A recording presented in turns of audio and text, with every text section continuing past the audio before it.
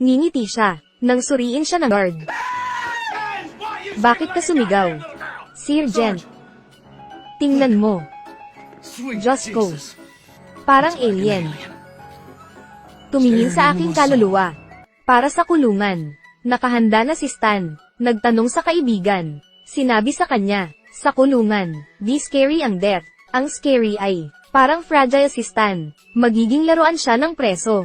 Natakot si Stan. Nag-sign sa taekwondo class. Sa isang linggo, di niya kayang talunin ng lalaki. Pinalayas siya ng curator. Ngayon, na-meet si Master, na magbago ng buhay niya. Sinuntok niya ang pader. Humanga si Stan. Ginawa itong Master. Bago pumasok sa preso, mag-training muna siya. 5 a.m. Nagising siya sa pig's blood. Ito maging almusal niya. Magtiwala ka, kailangan mo tamamaya.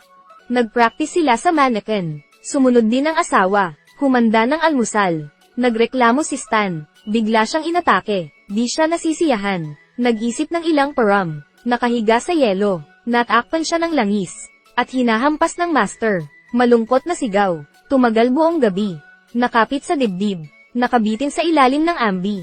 Sabi nito, itong training. Ililigtas ang kanyang buhay. Lunch ngayon. Isang jumping lobster. Lumipas na ang lunchtime. Binawi ito ng Master. Di matiis ni Mrs. Nagpa siya na umalis. Wala sa paningin, wala sa isip. Hinawakan ng left hand niya. Pumili ng isang daliri. Pinili ni Stan. Ang daliring ito. Napangiti ang Master. Kunin ang board. Nagtataka si Stan. Sinira ang board. Gamit ang daliri. Tumagos ito. Naghahanda siya. At ang resulta ay tumagos ito.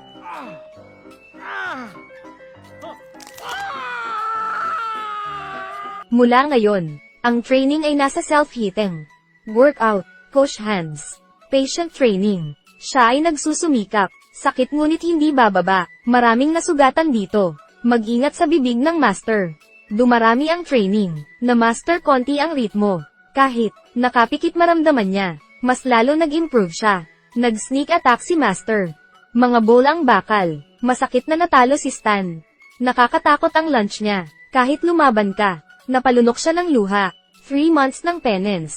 Nagbago na siya. Crunches, barbell, kahit steel spike bed. Di siya nasasaktan. Sa pakikipaglaban, malaki ang pag-unlad. Sumipa sa dummy. Nahuli agad ang bato. Nasira agad ang brick. Kahit sa duel, maaaring samantalahin. Nang nasira ang board, ibig sabihin ay tagumpay siya. Pagkatapos ng graduation, pumunta sa boxing gym.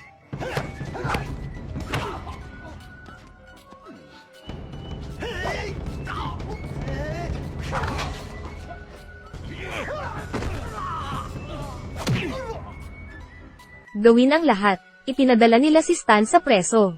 Nakita ang asawa ni Stan. Tahimik na umiiyak. Unang hakbang. Suriin ang katawan. Nahihiya ang lahat. Ngingiti siya. Bakit ka sumigaw? Sergeant. Tingnan mo. Diyos ko. Parang alien. Tumingin sa aking kaluluwa. Para konting problema. Naghanap ng mali sa Stan. Excuse me. Leyes. Tanga. Haharapin kita later. Itong salita, naging dahilan niya ito. Tumawag ng ilang preso. Insultuhan si Raymond. Pinunit niya ang damit. Nang inabot siya, nagsimulang sila magbubugan. Umiyak si Raymond. Ibinaba nito ang pantalon. Nakakainsulto. Nang lalaban si Raymond, sumipa siya. Nahawakan ang kanang kamay. Sa harap ng lahat, ibaluktot ang 3 daliri. Isang 300 pounds na lalaki. Umiyak siya na parang babae. Masyadong maingay. Isang sipa lang natahimik siya. Isang lalaki lumapit. Sinuntok niya ang tao. Ikaw ang maging boss ko. Dumating isang grupo. Si Raymond ay kanilang mascot. Di nila ito pababayaan. Pero ang grupo, di sila kalaban ni Stan. Walang tao. Kayang talunan si Stan. Nabali ang stick. Tapos ay 2 stick. At ito, ang strong point ni Stan. Natamba ang kalaban. Ang boss ay parang duwag. Para di mapahiya, di pa rin siya nakatakas. Sinuntok siya ni Stan. Bugbugin siya ng husto. Klein. Kung gusto mo ako labanan, labanan mo ako. Alam ko. Pagtapos nito, naging sikat si Stan. Walang tao gamulo sa kanya. Kinain ang pagkain. Napakasarap, mukhang produktibo. Ang training nila. Nagpasalamat ang lalaki. Di ito pinansin ni Stan. Sa isip niya, siya at mga taong ito ay hindi pareho. Nahanap siya ng warden. Bago makulong, siya ay real estate agent. Mga tanong niya sa warden ay napaka-pamilyar. Inihain ng alak at sigarilyo. Subukang tulungan siya. Gusto ibenta ang jail. Pagbuo ng valuable real estate. Naliligo si Stan. Umalis ang mga bilanggo. Ipinakita nito ang razor. Gustong mag-higanti. Napagtanto ni Stan na may mali. Naharang ang razor. At labanan. Nasaksak pa rin siya. Ito ay mag-iiwan ng mga peklat. Tanga. Hawak ang braso. Itinapon ito. At hinampas ang lalaki sa dingding. Naglagay ng towel. Ilabas ang soap bar. Akala aatake siya gamit ang stick. Pero sinipa siya doon. Natapos ang labanan. Iyon na siya. Masaya ito. Mula noon, nagtatrabaho siya sa warden's office. Nakita niya agad ang problema. Disregard ang investor pleasure. Walang pakinabang. Pagtingin sa mga bilanggo, nasisiyahan ang dalawa. Ituloy lang. Maaaring ibenta ang preso. Paggawa ng resort, narinig ito ni Stan. Tinawagan ang lahat. Gawing muli ang rules. Bawal ang karahasan. Kung sino ang lumabag. O di nasiyahan. Hamanin mo siya. Ipinagbabawal ang karahasan. Kung sino umaatake sa mga babae. A-tooth for A-tooth. Nagplay ng musika. Sumasayaw siya. Nakikita ito ng warden. Puno ng hindi paniniwala. Mula sa araw na iyon. Ang mga bilanggo ay nagmamahalan. Di man lang bumuo ng gang. Naakit ang lahat na sumali. Dahil sa lalaking ito, parang di na ito kulungan. Nagtatawanan at naglalaro, walang poot, kahit rasismo. Pag nagtitinginan, makikipagkamay din. Dahil ito lang, nabawi ng Mexicano ang Mary statue. Nabawi ng Black ang gold tooth. Wala nang karahasan sa square. Kahit magkabanggaan sila, hindi na nagagalit. Pasensya na kuya. Hindi. Ako may mali. Talaga kasalanan ko. Nag-share ng popsicle. Ang iba't ibang race, ang buong jail, ay mapayapa, at tahimik. Nagagalit ang warden. Nagbibilang sa review team. Pag magulo ang mga preso, napatay niya ang ilan, at ibenta ang kulungan. Dahil kay Stan nasira ang plano. Di pinansin ang pagiging mabait ni Stan. Pinalabas siya, pang makasama ang asawa ng maaga. Kailangan sumang-ayon sa warden. Nangako ang warden. Ibalik ang lahat sa dati. O ilalabas siya sa piyansa. Para makasama muli ang asawa.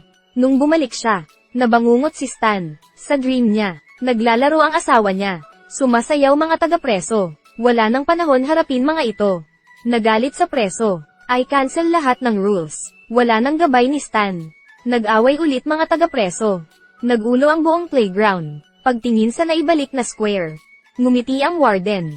Mula sa araw na iyon, prison hostility resumes. Mga close na kaibigan. Mula ngayon magpakailanman. Nagpapatulong ang lalaki. Biglang nagalit si Stan. Parang isang krimen. Wala nang kinalaman sa kanya. Nais nito gumawa ng hakbang. Tinanggap ang ideya niya. Mali pala ako sa iyo. Lahat tayo ay mali. Huwag pumunta sa playground bukas. Makinig ka. Siguro, ito ang last na magagawa ni Stan. Bumisita si warden at inspection team. Ipinakilala niya si Stan, at sabihin kay Stan, huwag magulo, 5 minutes matatapos ito. Nag-usap mga bilanggo, mga salita ay puno ng tawa. Ang bantay ay nagbigay ng armas. Handang gumawa ng gulo. In-accept ni Stan ang bail review. Kung pumasa, makalabas na siya. Naisip mga kaibigan, nagbago ng ugali si Stan. Sumigaw sa review team. Ayaw niyang umalis. Mananatili siya. Itigil mo ito. Pagtapos iwan ng asawa. Tinamba ang guard. Tumakbo patungo sa opisina. Handa na mga preso. Nangolekta ng mga armas. Papasok sa opisina. Inatake si Stan. Ang partner ng warden. Magkaibigan daw sila. Nasa isang kwarto. Nag-away ang dalawa. Di siya long-time learner. Di niya raw ito kalaban. Pagtingin sa mayabang na itsura. Naalala niya ang stunt ng amo. Pagkatapos ay umiwas. Dumaan sa ibaba. Isang killer move. Sumigaw ito ng malakas. Sinusundan ng combo punch. Ibinagsak ang kaaway. Ipinakita nila ang mga armas. Handang magsimula, 2 gang. Patungo sila sa kalaban. Sa mismong guard. Pag gusto mong mag-shoot, dumaan si Stan sa balkonahe. Huwag mag-away. Naglalaban mga preso. Pinindot ang play button.